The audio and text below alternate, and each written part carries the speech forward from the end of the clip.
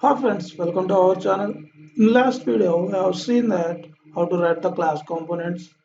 In this video, we are going to see how to write the functional components. So for that, we are removing this entire class component declaration. So and we are writing the class component declaration from the scratch. So when you are writing the functional components, we don't need to extend any class or anything. So we don't need to import the statement. So we can directly write the function and name of the function. So name of the function should be start with the capital letters. I already said that. So we have to differentiate the HTML elements and the React elements. So those differentiation come with the only the capital letters starting with a component name starts with the capital letter. So if we say name of the app,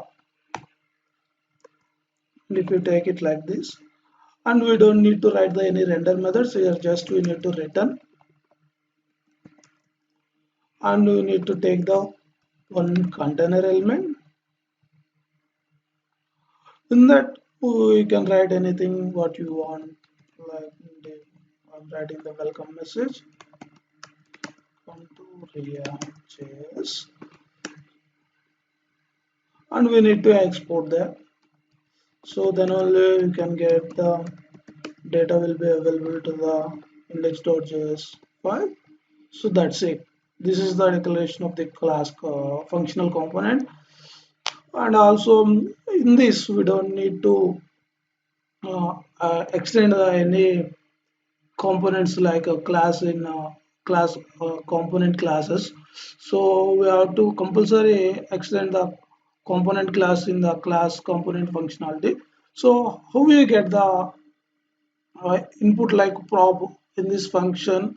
It's simple, we can get that as an argument. So by default React library will send when you call this function of a functional component. By default it sends the props property, and we can directly use it as a in our JSX. So this is so if you see the output, the browser, so just refresh it.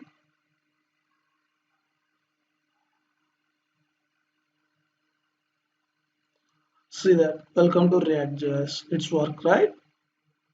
So this is one type of writing the functional component, and also you can write in another by using the ES6 syntax also. So we are going to see that also. So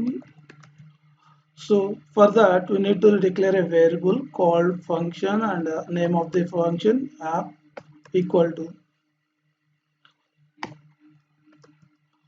and parenthesis fat arrow, and this, and we need to return the container element,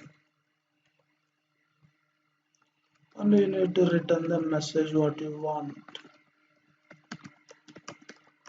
to the React.js.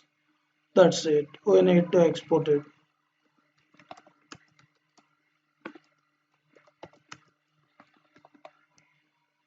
That's it. We need to comment this to work that way.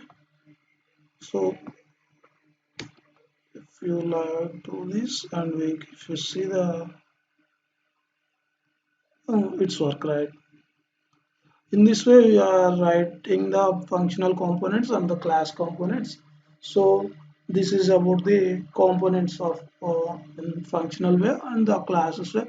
So next video we are going to see the what is the differences between the class components and the functional components, why the class components and functional components, two types of components are introduced like that. That's it. Thank you for watching. See you in the next video.